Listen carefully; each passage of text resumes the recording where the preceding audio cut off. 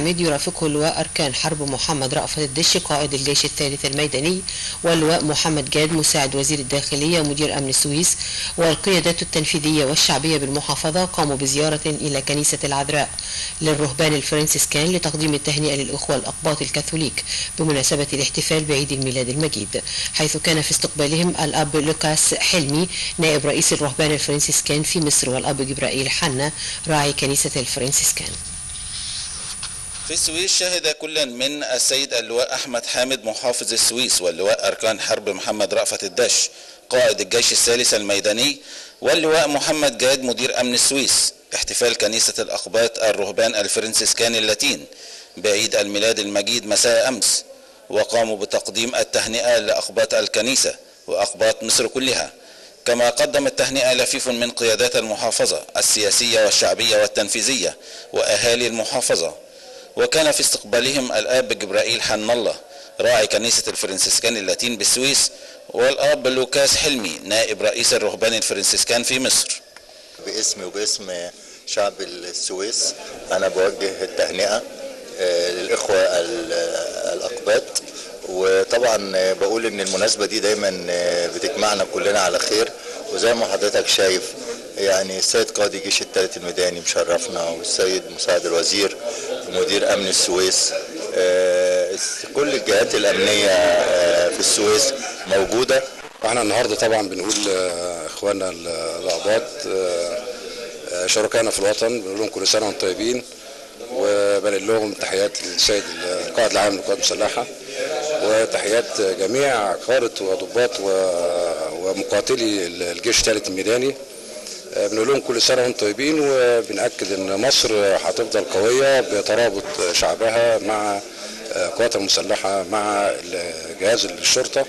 مش ممكن حد يقف قدام مصر طالما مصر كلها في وحده وصلبه كالصخر الى يوم الدين ان شاء الله. انا اقول لهم اخواننا الاقباط كلهم في مصر بصفه عامه وفي السويس بصفه خاصه وفي الكنيسه هنا بصفه خاصه جدا، يعني كل سنه وهم طيبين، وان شاء الله يبقى عام سعيد عليهم وعلى مصر كلها باذن الله.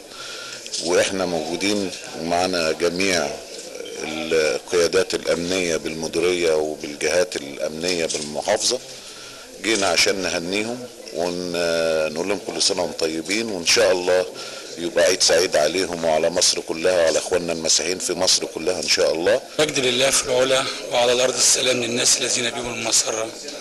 وحقيقه في وسط هذا الجمع وهذا الحضور سواء قيادات محافظ السويس، سواء لواء أركان حرب احمد محمد حامد وسياده وزير الداخليه مساعد وزير الداخليه اللواء محمد جاد، واللواء خير الله مدير الامن الوطني، سياده قائد الجيش الثالث محمد الداش. يعني هذا الحضور بالنسبه لنا بيحملنا محبه، بيحملنا ان احنا فعلا نعيش في هذه اللحظات، فعلا لحظات الاختبارات اللي احنا بنمر منها، مش بس لحظات الألم اللي احنا بنمر فيها، ولكن في المشاركة ديت فعلا مشاركة بتنم عن ان احنا بنعيش في وئام، بنعيش في وطن يحمل السلام، وطن مهد الأديان. هذه الأرض أرض مقدسة، هذه الأرض مش على ترابها الأنبياء، تجسدت فيها الرسائل السماوية الثلاثة.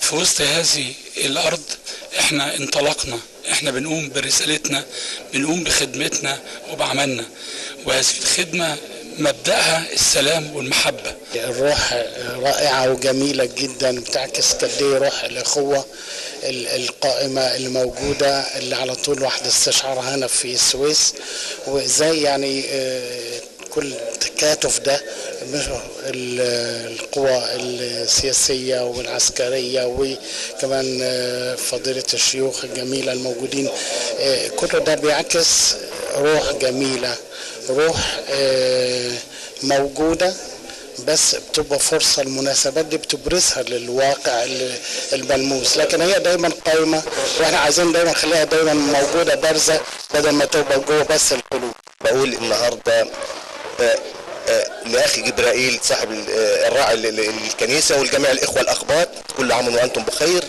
وعاوز اقول كلمه، اقول سبحان الله، في ظل الأحداث العصيبة دائما تأتي الفرحة التي تغمر القلوب، فنحس فيها بأننا جميعا يد واحدة. جاء ذلك العيد بدد ما قبله من أحداث آلمت الجميع، أحداث مسجد الروضة. جاءت الفرحة، فرحتنا بعيد الميلاد المجيد ربطت الجميع وبينت لأعداء الوطن أننا جميعا يد واحدة، وأن سفينة الوطن لا تستطيع أن تسير إلا بأبنائها جميعا متكاتفين. هكذا احتفلت كنيسة الفرنسيسكان للأقباط اللاتين بمحافظة السويس بعيد الميلاد المجيد بوجود القيادات، وعلى رأسهم السيد المحافظ اللواء أحمد حامد محافظ السويس. من السويس حسن زكي، تلفزيون القناة. في الإسماعيلية عقد المحافظ ياسين طاهر اجتماعا